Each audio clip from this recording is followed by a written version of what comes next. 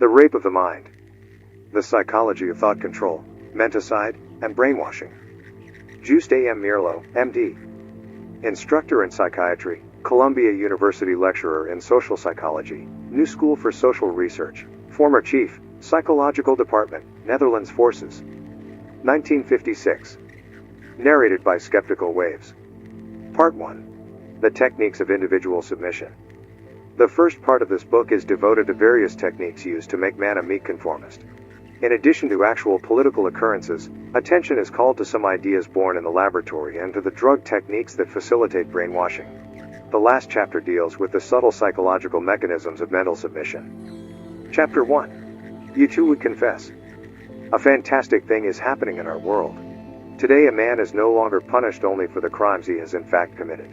Now he may be called to confess to crimes that have been conjured up by his judges, who use his confession for political purposes. It is not enough for us to damn as evil those who sit in judgment. We must understand what impels the false admission of guilt. We must take another look at the human mind in all its frailty and vulnerability. The enforced confession. During the Korean War, an officer of the United States Marine Corps, Colonel Frank H. Schwabel, was taken prisoner by the Chinese communists. After months of intense psychological pressure and physical degradation, he signed a well-documented confession that the United States was carrying on bacteriological warfare against the enemy. The confession named names, cited missions, described meetings and strategy conferences.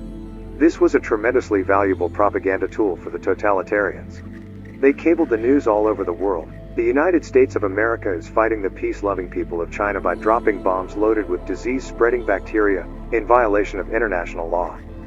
After his repatriation, Colonel Schwabel issued a sworn statement repudiating his confession and describing his long months of imprisonment. Later, he was brought before a military court of inquiry.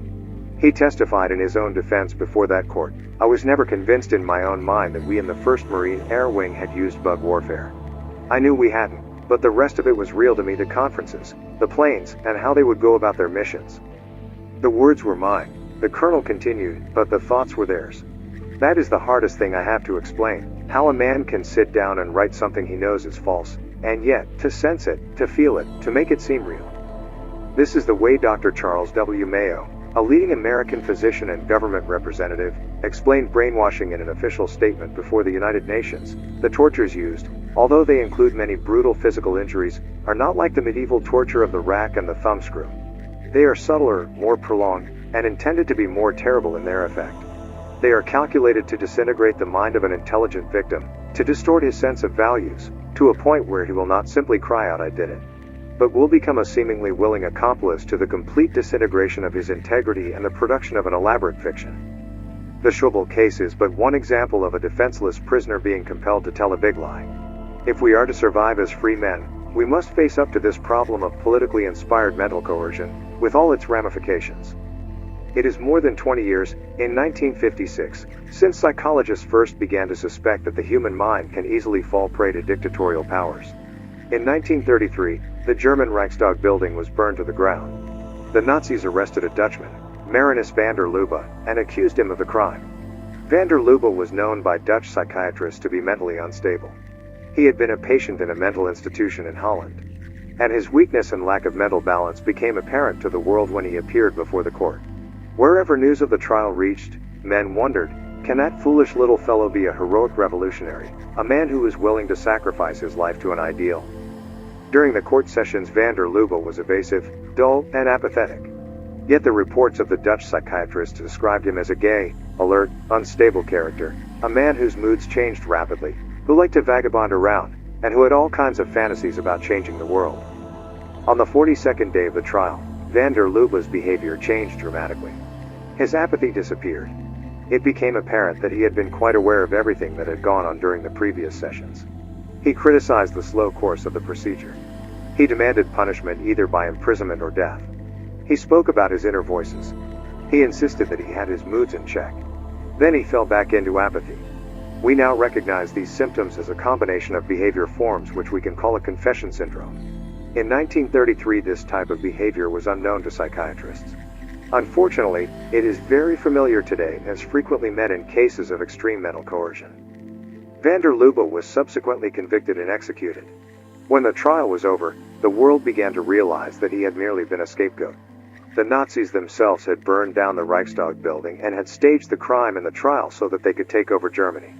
Still later we realized that van der Lubbe was the victim of a diabolically clever misuse of medical knowledge and psychological technique, through which he had been transformed into a useful, passive, meek automaton, who replied merely yes or no to his interrogators during most of the court sessions. In a few moments he threatened to jump out of his enforced role. Even at that time there were rumors that the man had been drugged into submission, though we never became sure of that. Note, the psychiatric report about the case of van der Lubbe is published by Bonhoeffer and Zoet. Though they were unfamiliar with the menticide syndrome, and not briefed by their political Führers, they give a good description about the pathologic, apathetic behavior, and his tremendous change of moods. They deny the use of drugs.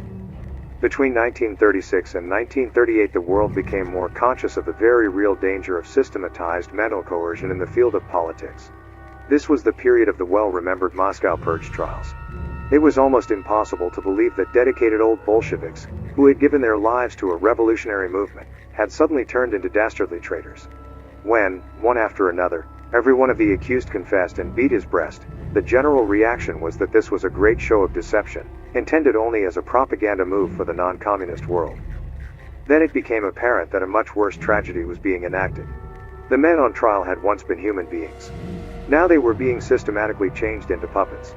Their puppeteers called the tune and manipulated their actions. When, from time to time, news came through showing how hard, rigid revolutionaries could be changed into meek, self-accusing sheep, all over the world the last remnants of the belief in the free community presumably being built in Soviet Russia began to crumble. In recent years, the spectacle of confession to uncommitted crimes has become more and more common. The list ranges from communist through non-communist to anti-communist, and includes men of such different types as the Czech Bolshevik Rudolf Slansky and the Hungarian Cardinal, Joseph Mindszenty.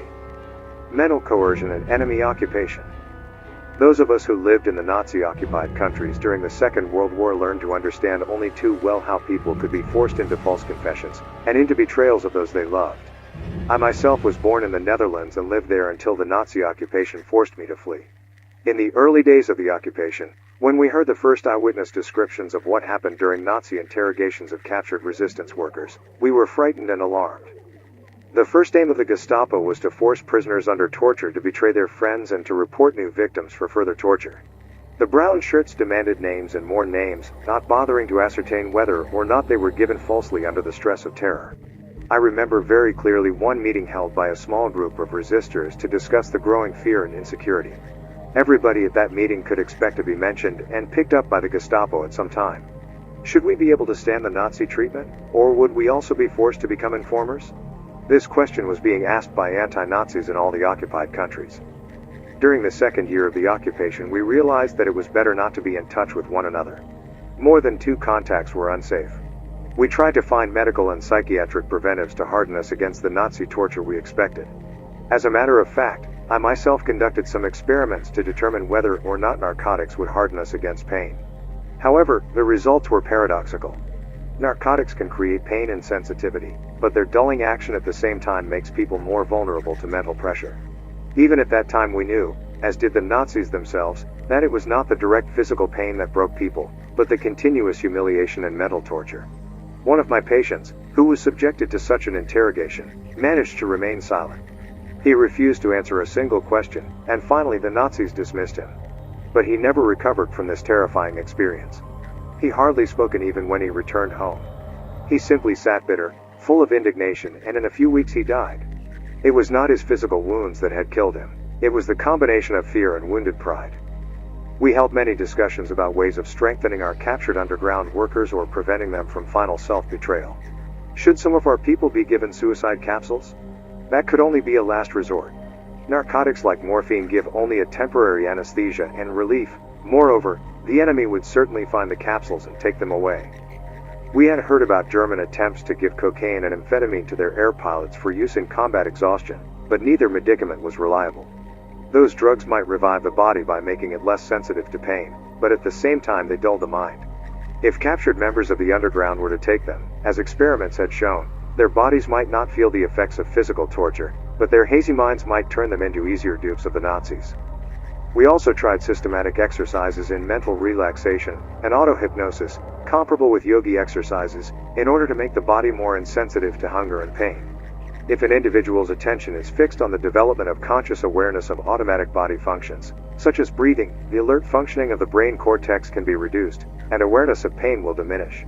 This state of pain insensitivity can sometimes be achieved through auto-hypnotic exercises.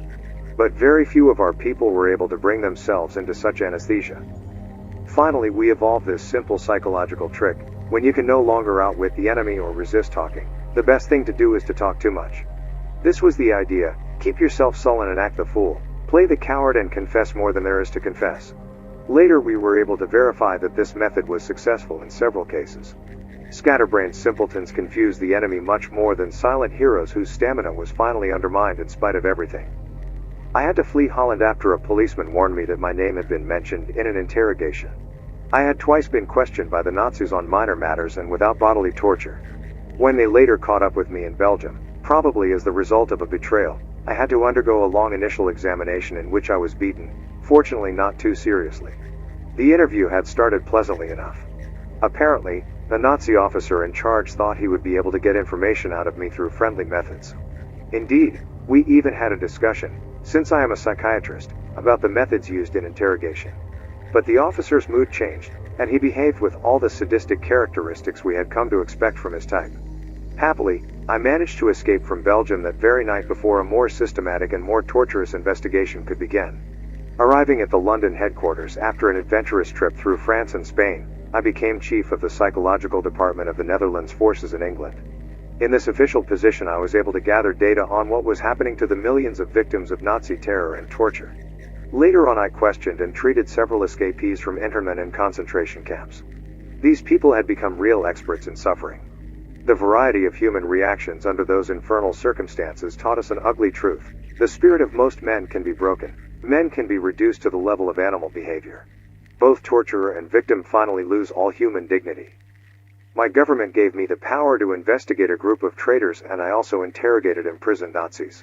When I reviewed all these wartime experiences, all the confusion about courage and cowardice, treason, morale, and mental fortitude, I must confess that my eyes were only really opened after a study of the Nuremberg trials of the Nazi leaders. These trials gave us the real story of the systematic coercive methods used by the Nazis. At about the same time, we began to learn more about the perverted psychological strategy Russia and her satellites were using. Witchcraft and torture. The specific techniques used in the modern world to break man's mind and will to extort confessions for political propaganda purposes are relatively new, in 1956, and highly refined. Yet enforced confession itself is nothing new. From time immemorial, tyrants and dictators have needed these voluntary confessions to justify their own evil deeds. The knowledge that the human mind can be influenced, tamed, and broken down into servility is far older than the modern dictatorial concept of enforced indoctrination. The primitive shaman used awe-inspiring ritual to bring his victim into such a state of fright hypnosis that he yielded to all suggestions. The native on whom a spell of doom has been cast by the medicine man may become so hypnotized by his own fear that he simply sits down, accepts his fate, and dies. Malinowski. Throughout history, men have had an intuitive understanding that the mind can be manipulated. Elaborate strategies have been worked out to achieve this end. Ecstasy rituals, frightening masks, loud noises, eerie chants, all have been used to compel the crowd to accept the beliefs of their leaders.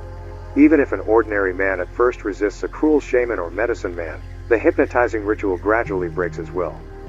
More painful methods are not new either. When we study the old reports of the Inquisition, or of the many witch trials, both in Europe and America, we learn a great deal about these methods. The floating test is one example. Those accused of witchcraft were thrown into the river, their feet and hands tied together. If the body did not sink, the victim was immediately pulled out of the water and burned at the stake. The fact that he did not sink was proof positive of his guilt. If, on the other hand, the accused obeyed the law of gravity and sank to the bottom of the river, the drowned body was ceremoniously removed from the river and proclaimed innocent. Not much choice was left to the victim. Man has been tremendously inventive in developing means for inflicting suffering on his fellow man. With refined passion, he has devised techniques which provoke the most exquisite pain in the most vulnerable parts of the human body. The rack and the thumbscrew are age-old instruments and have been used not only by primitive judges but also by so-called civilized dictators and tyrants. In order better to understand modern mental torture, we must constantly keep in mind the fact that from the earliest days bodily anguish and the rack were never meant merely to inflict pain on the victim. They may not have expressed their understanding in sophisticated terms, but the medieval judge and hangman were nevertheless aware that there is a peculiar spiritual relationship and mental interplay between the victim and the rest of the community. Much painful torture and hanging had to be done as public demonstrations. After suffering the most intense pain, the witch would not only confess to shocking sexual debaucheries with the devil, but would herself gradually come to believe the stories she had invented and would die convinced of her guilt. The whole ritual of interrogation and torture finally compelled her to yield to the fantasies of her judges and accusers. In the end, she even yearned for death. She wanted to be burned at the stake in order to exorcise the devil and expiate her sins. These same judges and hangmen realized, too, that their witch trials were intended not only to torture the witches, but even more to torture the bystanders, who, albeit unconsciously, identified themselves with the victims. This is, of course, one of the reasons burnings and hangings were held in public and became the occasion for great pageants. Terror thus became widespread, and many judges spoke euphemistically of the preventive action of such torture. Psychologically, we can see this entire device as a blackmailing of human sympathy and the general tendency to identify with others. As far back as 1563, the courageous Dutch physician Johannes Were published his masterwork, De Praestiges Daemonum, on the delusions about demons, in which he states that the collective involuntary self-accusation of older women through which they exposed themselves to torture and death by their inquisitors was in itself an act inspired by the devil, a trick of demons, whose aim it was to doom not only the innocent women but also their reckless judges. Were was the first medical man to introduce what became the psychiatric concept of delusion and mental blindness.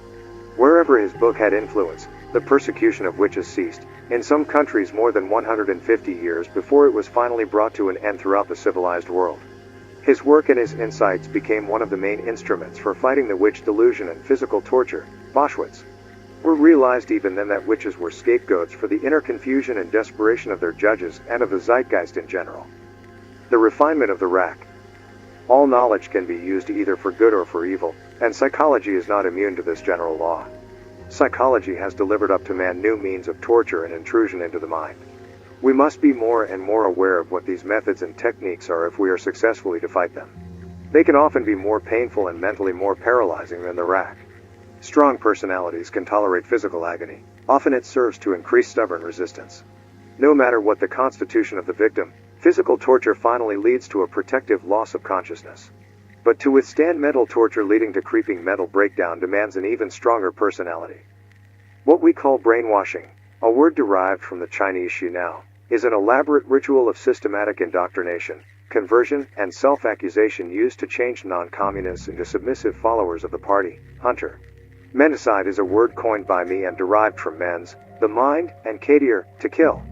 Note, here I followed the etymology used by the United Nations to form the word genocide, meaning the systematic destruction of racial groups. Both words indicate the same perverted refinement of the rack, putting it on what appears to be a more acceptable level. But it is 1,000 times worse and 1,000 times more useful to the inquisitor. Menticide is an old crime against the human mind and spirit but systematized anew. It is an organized system of psychological intervention and judicial perversion through which a powerful dictator can imprint his own opportunistic thoughts upon the minds of those he plans to use and destroy. The terrorized victims finally find themselves compelled to express complete conformity to the tyrant's wishes. Through court procedures, at which the victim mechanically reels off an inner record which has been prepared by his inquisitors during a preceding period, public opinion is lulled and thrown off guard. A real traitor has been punished, people think. The man has confessed. His confession can be used for propaganda, for the Cold War, to instill fear and terror, to accuse the enemy falsely, or to exercise a constant mental pressure upon others. One important result of this procedure is the great confusion it creates in the mind of every observer, friend or foe. In the end, no one knows how to distinguish truth from falsehood. The totalitarian potentate, in order to break down the minds of men, first needs widespread mental chaos and verbal confusion, because both paralyze his opposition and cause the morale of the enemy to deteriorate unless his adversaries are aware of the dictator's real aim. From then on he can start to build up his system of conformity. In both the Mincenti and the Schwabel cases, we have documented reports of the techniques of menticide as it has been used to break the minds and wills of courageous men. Let us look first at the case of Cardinal Mincenti, accused of misleading the Hungarian people and collaboration with the enemies, the United States. In his expose on Cardinal Mincendi's imprisonment, Stephen K. Swift graphically describes 3 typical phases in the psychological processing of political prisoners. The first phase is directed toward extorting confession. The victim is bombarded with questions day and night. He is inadequately and irregularly fed. He is allowed almost no rest and remains in the interrogation chamber for hours on end while his inquisitors take turns with him. Hungry, exhausted, his eyes blurred and aching under unshaded lamps, the prisoner becomes little more than a hounded animal. When the cardinal had been standing for 66 hours, Swift reports, he closed his eyes and remained silent. He did not even reply to questions with denials. The colonel in charge of the shift tapped the cardinal's shoulder and asked why he did not respond. The cardinal answered, "End it all. Kill me. I am ready to die." He was told that no harm would come to him, that he could end it all simply by answering certain questions. By Saturday forenoon he could hardly be recognized. He asked for another drink and this time it was refused. His feet and legs had swollen to such proportions that they caused him intense pain. He fell down several times. To the horrors the accused victim suffers from without must be added the horrors from within. He is pursued by the unsteadiness of his own mind, which cannot always produce the same answer to a repeated question.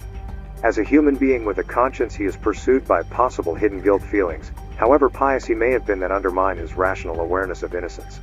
The panic of the brainwashy is the total confusion he suffers about all concepts. His evaluations and norms are undermined.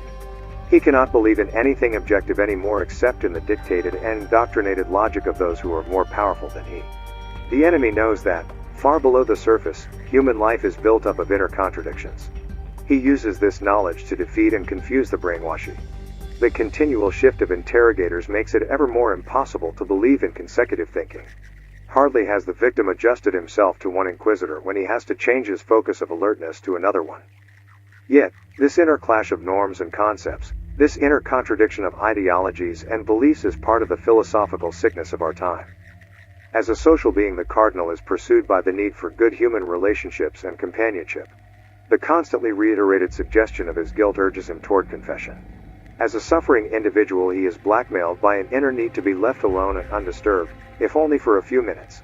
From within and without, he is inexorably driven toward signing the confession prepared by his persecutors. Why should he resist any longer? There are no visible witnesses to his heroism. He cannot prove his moral courage and rectitude after his death. The core of the strategy of menticide is the taking away of all hope, all anticipation, all belief in a future. It destroys the very elements which keep the mind alive. The victim is utterly alone. Note, this continual attack on human conscience and guilt by unconscious self-accusations is brilliantly depicted by Franz Kafka in The Trial. In this novel, the victim never knows of what he is accused, but his inner guilt leads him to conviction. Kafka anticipated the age of blackmailing into confession. His novel was written before the 1930s. The same theme has been treated from a psychological point of view by Theodor Reich in his Confession, Compulsion and the Need for Punishment.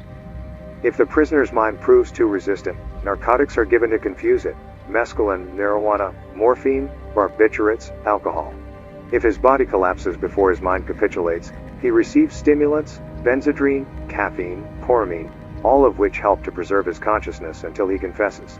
Many of the narcotics and stimuli which ultimately help to induce mental dependency and enforced confusion can also create an amnesia, often a complete forgetting of the torture itself.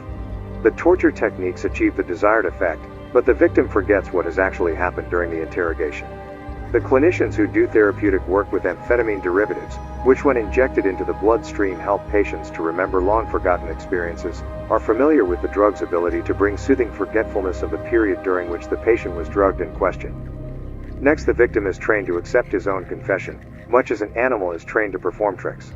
False admissions are reread, repeated, hammered into his brain. He is forced to reproduce in his memory again and again the fantasized offenses, fictitious details which ultimately convince him of his criminality. In the first stage, he is forced into mental submissiveness by others. In the second stage, he has entered a state of autohypnosis, convincing himself of fabricated crimes. According to Swift, the questions during the interrogation now dealt with details of the cardinal's confession. First, his own statements were read to him, then statements of other prisoners accused of complicity with him, then elaborations of those statements. Sometimes the cardinal was morose, sometimes greatly disturbed and excited. But he answered all questions willingly, repeated all sentences once, twice, or even 3 times when he was told to do so. Lassio. In the third and final phase of interrogation and menticide, the accused, now completely conditioned and accepting his own imposed guilt, is trained to bear false witness against himself and others. He doesn't have to convince himself anymore through auto-hypnosis, he only speaks his master's voice. He is prepared for trial, softened completely, he becomes remorseful and willing to be sentenced. He is a baby in the hands of his inquisitors, fed as a baby and soothed by words as a baby. Note, a more extended survey of the different psychological stages in menticide and brainwashing will be given at the end of Chapter 4. Why do they yield? The psychodynamics of false confession. Menticide in Korea. Now let us take a look at the Schobel case. In its general outline, it is similar to the Mincenti story, it differs only in details. As an officer of the United States Marine Corps, fighting with the United Nations in Korea, he is taken prisoner by the enemy. The colonel expects to be protected by international law and by the regulations regarding officer prisoners of war, which have been accepted by all countries. However, it slowly dawns on him that he is being subjected to a kind of treatment very different from what he expected. The enemy looks on him not as a prisoner of war, but as a victim who can be used for propaganda purposes. He is subjected to slow but constant pressures devised to break him down mentally. Humiliation, rough, inhuman treatment, degradation, intimidation, hunger, exposure to extreme cold, all have been used to crumble his will and to soften him. They need to wangle military secrets out of him and to use him as a tool in their propaganda machine. He feels completely alone. He is surrounded by filth and vermin. For hours on end he has to stand up and answer the questions his interrogators hurl at him. He develops arthritic backache and diarrhea. He is not allowed to wash or shave. He doesn't know what will happen to him next. This treatment goes on for weeks. Then the hours of systematic and repetitious interrogation and oppression increase. He no longer dares to trust his own memory. There are new teams of investigators every day, and each new team points out his increasing errors and mistakes. He cannot sleep anymore. Daily his interrogators tell him they have plenty of time, and he realizes that in this respect at least they are telling the truth. He begins to doubt whether he can resist their seductive propositions. If he will just unburden himself of his guilt, they tell him, he will be better treated. The inquisitor is treacherously kind and knows exactly what he wants. He wants the victim captured by the influence of a slowly induced hypnosis. He wants a well-documented confession that the American army used bacteriological warfare, that the captive himself took part in such germ warfare. The inquisitor wants this confession in writing because it will make a convincing impression and will shock the world. China is plagued by hunger and epidemics. Such a confession will explain the high disease rate and exculpate the Chinese government, whose popularity is at a low ebb. So the colonel has to be prepared for a systematic confession, made before an international group of communist experts. Mentally and physically he is weakened, and every day the communist truths are imprinted on his mind. The colonel has in fact become hypnotized. He is now able to reproduce for his jailers bits and pieces of the confession they want from him. It is a well-known scientific fact that the passive memory often remembers facts learned under hypnosis better than those learned in a state of alert consciousness. He is even able to write some of it down. Eventually, all the little pieces fit, like a jigsaw puzzle, into a complete, well-organized whole. They form part of a document which was in fact prepared beforehand by his captors. This document is placed in the colonel's hands, and he is even allowed to make some minor changes in the phrasing before he signs it. By now, the colonel has been completely broken.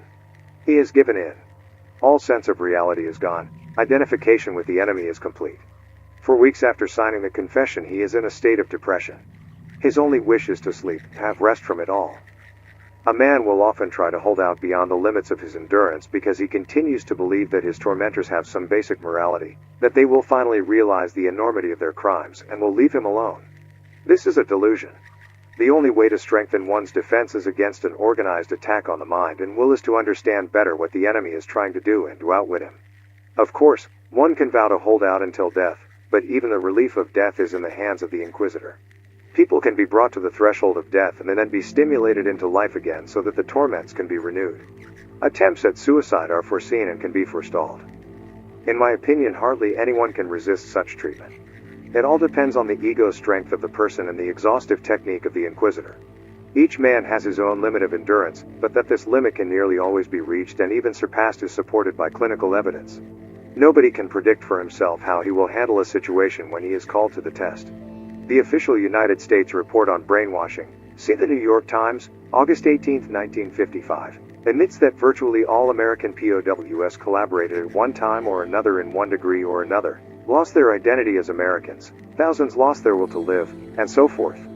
The British report, see the New York Times, February 27, 1955, gives a statistical survey about the abuse of the POWs. According to this report, 1/3 of the soldiers absorbed enough indoctrination to be classified as communist sympathizers. This same report describes in a more extended way some of the sadistic means used by the enemy. If a prisoner accepted communist doctrines, his life became easier, according to the men's stories. But if a prisoner resisted communist doctrines, the Chinese considered him a criminal and reactionary deserving of any brutalities. The tortures applied to the reactionaries included making a prisoner stand at attention or sit with legs outstretched in complete silence from 4:30 a.m. to 11 p.m. and constantly waking him during the few hours allowed for sleep. Keeping prisoners in solitary confinement in boxes about 5 by 3 by 2 feet. A private of the Gloucester Regiment spent more than 6 months in one of these. Withholding liquids for days to help self-reflection. Binding a prisoner with a rope passed over a beam, one end fixed as a hangman's noose around his neck and the other end tied to his ankles. He was then told that if he slipped or bent his knees he would be committing suicide. Forcing a prisoner to kneel on jagged rocks and hold a large rock over his head with arms extended. It took a man who had undergone this treatment days to recover the ability to walk. At one camp, North Korean jailers pushed a pencil-like piece of wood or metal through a hole in the cell door and made the prisoner hold the inner end in his teeth. Without warning, a sentry would knock the outer end sidewise, breaking the man's teeth or splitting the sides of his mouth. Sometimes the rod was rammed inward against the back of the mouth or down the throat. Prisoners were marched barefooted to the frozen Yalu River. Water was poured over their feet and they were kept for hours with their feet frozen to the ice to reflect on their crimes. Time, fear, and continual pressure are known to create a menticidal hypnosis. The conscious part of the personality no longer takes part in the automatic confessions. The brainwasher lives in a trance, repeating the record grooved into him and by somebody else. Fortunately, this, too, is known. As soon as the victim returns to normal circumstances, the panicky and hypnotic spell evaporates, and he again awakens into reality. This is what happened to Colonel Schwebel. True, he confessed to crimes he did not commit, but he repudiated his confession as soon as he was returned to a familiar environment. When, during the military inquiry into the Schwebel case, I was called upon to testify as an expert on menticide, I told the court of my deep conviction that nearly anybody subjected to the treatment meted out to Colonel Schwebel could be forced to write and sign a similar confession. Anyone in this room, for instance? The colonel's attorney asked me, looking in turn at each of the officers sitting in judgment on this new and difficult case. And in good conscience I could reply, firmly, anyone in this room. It is now technically possible to bring the human mind into a condition of enslavement and submission. The Schwebel case and the cases of other prisoners of war are tragic examples of this, made even more tragic by our lack of understanding of the limits of heroism. We are just beginning to understand what these limits are, and how they are used, both politically and psychologically, by the totalitarians. We have long since come to recognize the breast-beating confession and the public recantation as propaganda tricks. Now we are beginning to see ever more clearly how the totalitarians use menticide, deliberately, openly, unashamedly, as part of their official policy, as a means of consolidating and maintaining their power, though, of course, they give a different explanation to the whole procedure. It's all confessions of real and treacherous crimes. This brutal totalitarian technique has at least one virtue, however. It is obvious and unmistakable, and we are learning to be on our guard against it, but as we shall see later, there are other subtler forms of mental intervention. They can be just as dangerous as the direct assault, precisely because they are more subtle and hence more difficult to detect. Often we are not aware of their action at all. They influence the mind so slowly and indirectly that we may not even realize what they have done to us. Like totalitarian menticide, some of these less obvious forms of mental manipulation are political in purpose. Others are not. Even if they differ in intent, they can have the same consequences. These subtle menticidal forces operate both within the mind and outside it. They have been strengthened in their effect by the growth and complexity of our civilization. The modern means of mass communication bring the entire world daily into each man's home. The techniques of propaganda and salesmanship have been refined and systematized. There is scarcely any hiding place from the constant visual and verbal assault on the mind. The pressures of daily life impel more and more people to seek an easy escape from responsibility and maturity. Indeed, it is difficult to withstand these pressures. To many, the offer of a political panacea is very tempting, To others, the offer of escape through alcohol, drugs, or other artificial pleasures is irresistible. Free men in a free society must learn not only to recognize this stealthy attack on mental integrity and fight it, but must learn also what there is inside man's mind that makes him vulnerable to this attack. What it is that makes him, in many cases, actually long for a way out of the responsibilities that Republican democracy and maturity place on him.